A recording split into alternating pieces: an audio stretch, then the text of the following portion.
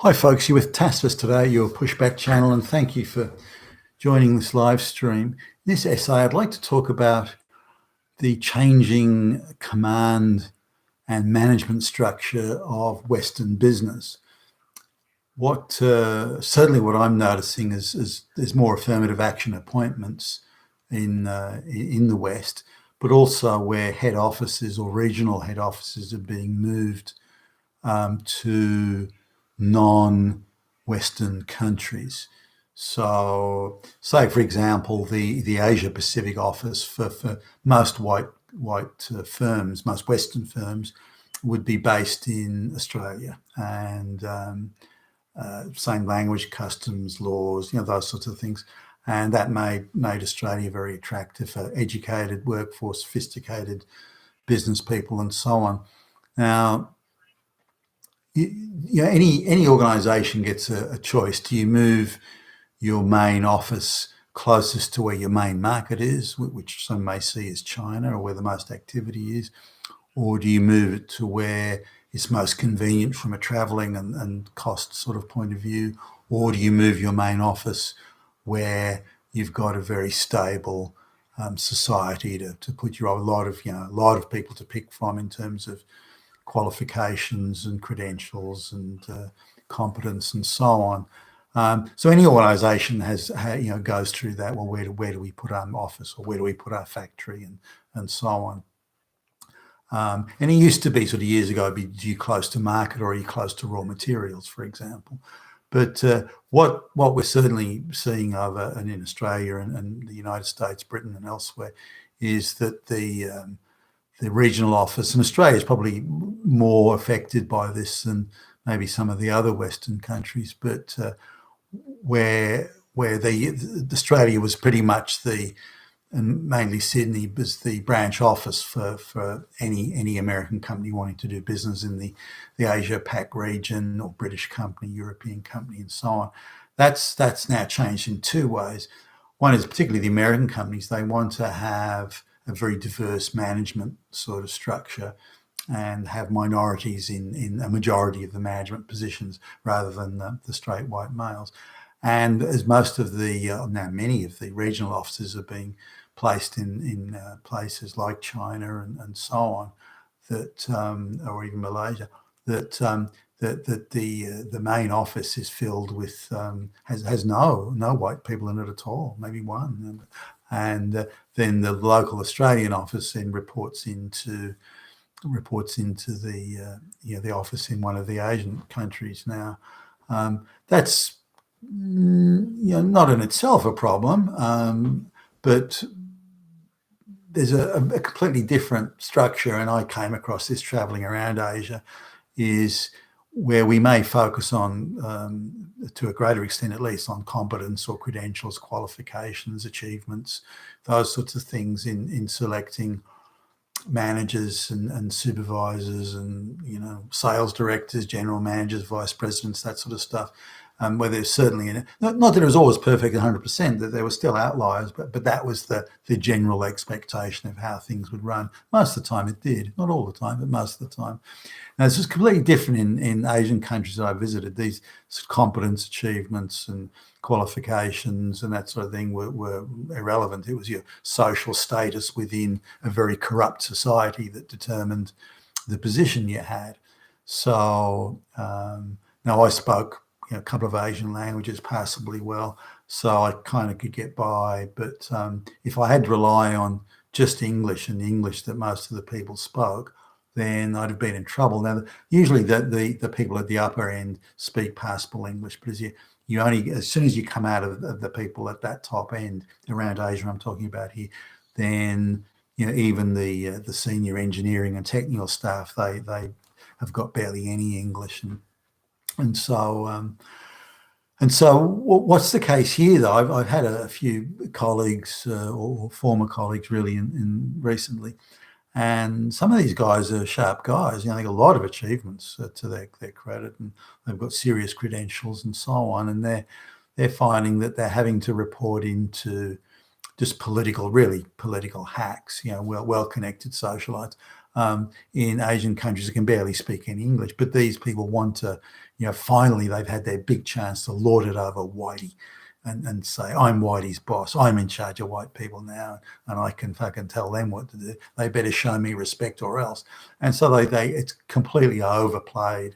These people know they're underqualified. They've got this inferiority chip on shoulder complex, justifiably, because they're not qualified to do the job. So they try and compensate for it by, this sort of over showy sort of toughness, and again, you better show me double respect now, and so on. And it's pretty sad to see. And it's always the mark of an amateur. Whenever you see that, it is the mark of an amateur. And so the smart play would be for them to say, well, gee, I don't speak English very well. I don't know anything about the Australian marketplace. I better just try and give these guys the help and support they need, and help get them to help me fill out the reports. That go that way. But too often it's the reverse. Now, I haven't personally had to experience this. There was one time some years ago when they were going to put the regional office, like the Asia Pac regional office in Australia, and then it's an American firm. They decided at the last minute that they were going to put it in Hong Kong. So without telling me, they turned up. The Americans turned up at the meeting with this Chinese Hong Kong guy in tow, and so, by the way, he's now the new senior vice president of Asia Pacific. And so I just had a brief chat to the guy, and I thought he's totally unqualified, but as the Americans explained, he's very well connected in to some of the big powerful families in Hong Kong, like the Hong Kong mafia, that sort of thing. And so they thought it was he was a good choice purely on that basis, even though he didn't know diddly squat about anything that these guys were doing. So now I that ended up not involving me, so I didn't worry about it. But it's this sort of thing. This is how people are chosen in those parts of the world. They haven't worked their way up by having to achieve things in related or closely related or same market or products or services or whatever. They're simply there because they've known the right people, or they're married into the right family, and so on. And that's how prestigious jobs, and any job that has you being the boss of white people is considered prestigious. You have made it. You have made it to the top. I tell white people what to do, so I have fucking made it. So your waterfront property, yeah, okay. Your top of the range Merc or something, yeah, all right, yeah, that's good. But being the boss of white people, wow, I have fucking made it. So there's this prestige factor involved, and so a lot of the Asians now, and black, brown people generally, are scrambling, falling over themselves to be boss of white people, and the opportunities of being there. So whether it be in Australia or the West, where people, black, brown people who are completely unqualified are promoted on the basis of affirmative action, and or gender, race quotas, those sorts of things. And I've met some of these people. They're embarrassingly bad, but they fill the race gender quota, and that's all that matters. And it's so bad that white and white executives are doing this, that they'll get some some call girl hostess hooker from the Philippines and bring her out to Australia and make her the marketing director or something like that. It's really sad, actually, when you see it. And part of the general degradation, I think, of Western society and Western business and competitiveness in the commercial sector and so on. But these people I know be complaining that they're on, they're having to they're spending all day on the phone with these offshore bosses who are demanding respect and fill out this form and fill out another form, fill out more forms. They're just hack bureaucrats who they don't understand how management works and how you manage people. So they just have this sort of fantasy world that they create. So if they make you do the equivalent of business kowtowing, then you're showing me respect. You're not back chatting me and okay, that's it. You're doing your job as far as, and then they let it go.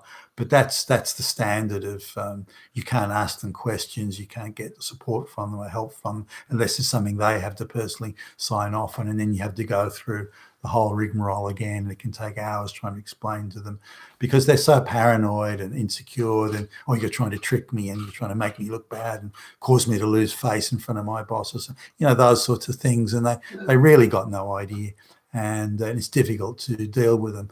Something that could be sorted out in 5 or 10 minutes with a white boss, who assuming they work their way up there, then you can be spending a whole day to do the same thing with a black brown boss who just doesn't understand, and nor can they, because they can't lose face. They can't ask you, well, can you show me how this works? I don't know. They can't admit they don't know because that'd be a loss of face. So they have to compensate for their lack of understanding and knowledge and everything just by this ridiculous over-the-top bravado. And so now I saw a case just up front. There's I don't know, what would you call them? Your sort of cleaning squads that are employed, particularly where trains do turnaround. So when they, what I mean by that is when a train runs to the end of the line, and it instead of going on, it does a turnaround and goes back down the line. So that's usually the points where the transport authorities take the opportunity to give the train a clean, because there's typically it might stop at a station normally for 30 seconds or odd, but in the turnarounds they may stop for 20 minutes, and then that's when the cleaning squads come on board. So I happened to be waiting for and this was the turnaround train, was the first train to go, and I don't often take public transport, so I got on the train, thought I'll sit down. I was going to do like read a Kindle book, and I thought I'll just chill out here while I'm waiting for the thing. But the cleaning squad had an Asian woman in charge, very angry, brutish-looking Asian woman with very poor English, and the cleaning squad consisted of all Anglo-Saxon men, older men, not very high IQ from the looks of it. And so this Asian woman was in charge, and she screamed orders at these people. And stamping the foot and pointing with, but her English wasn't very good. So there's this sort of screaming, this Asian warbling. You do what I say. You do. And it was, and I'm looking at this, and she was intentionally trying to humiliate these older Anglo men. And I was watching this sort of aghast, thinking, "You got to be kidding me." Now, I don't know any, given the policies about bullying and how to treat employees and so on. Obviously, this woman, this Asian, very angry Asian woman. Obviously, she it must have fallen asleep in that course, or maybe she needs a refresher course or something. But now, this is just me. If I was the boss there and I saw that, she'd get one warning, and then would be fired. I think she's just endemically unsuited for that sort of work, and she should never have been given the job, and shouldn't have kept it. Now, maybe she got promoted that day or something like that, but the treatment of those men, regardless of who it was, by the way, any employee, but it irritated me probably a little bit more seeing that it was all elderly white men being screamed at by this snot-nosed, tooty fucking Asian woman who appears to not be qualified to be in that role, and certainly not in her employee relations manner. So now I'm seeing this sort of thing more and more, that there's whereas you'd sort of never see it 20 years ago, now you see it all the time around the place. Now, you don't think so much about it in, say, I don't know, like a coffee shop environment or something like that, a cafe where the franchisee may be Asian, but they have a connection to offshore money men. They have no expertise in restaurants or food, or cafes, so they're being shoehorned into that, and they hire white people really to learn from them, and then they get rid of them and bring out their cheap labour from rural India or China or something like that. So this is the sort of I don't know, the changeover we're going through, that more and more well qualified white people are having to report to, or being forced to report to, assuming they want to keep their job, to completely unqualified black and brown people. And I've seen it and experienced it firsthand. So now, what the way it used to work, certainly when I used to go for interviews, or when I was working at a job, my bosses were always better qualified than me. They'd done what I had done it well. They'd worked their way through the ranks. Now, this wasn't every single time, but certainly it happened the majority of times that they were more experienced than me. They understood. So if I wanted, if I screwed up, I could go to them and say, well, how do I do this? Can you show me? And so I'd have the benefit of their expertise, their achievements. They'd done it before and done it successfully. And so, certainly until I was in my, say, late 30s, around there, I started to see, which is, again, when the globalization thing was kicking off also, I started to really see that people that were maybe that were interviewing me, people I would report to, were less qualified, or no more qualified than I was, and were there for other reasons, better social connections or whatever. And the globalists have allowed, certainly the apex of the business sector, to turn into a socialite playground, because it's financing, it's big banks and big money behind the globalist thing, and so they extend this stuff to their socialite buddies, and so it's become a bit of a socialite playground. So very unqualified people going there, certainly at the very apex, boards of directors, that sort of stuff, CEOs, and so on. But this is different. These black, brown people, the Asian people, they've got no expertise that can help the white people. The white people are way more qualified than them. Nor can they, given their culture, nor can they say, okay, well, I don't understand this. I'm going to let you sort of do it as you see fit. Keep me informed. If you need anything, let me know. As long as you're hitting your numbers, for example, then that's good. They can't do that. They have to have the prestige of, I get Whitey to kowtow to me. That's how high powered I am these days. That's how far I've come. White boys bow at my feet, and this is a sick thing that's happening, and we're inviting that into the West. And I think it's all part of the way to crush and humiliate the white middle class, and to again take all merit out of the business commercial process. You've been with Tassus today, your Pushback channel, and thank you for listening.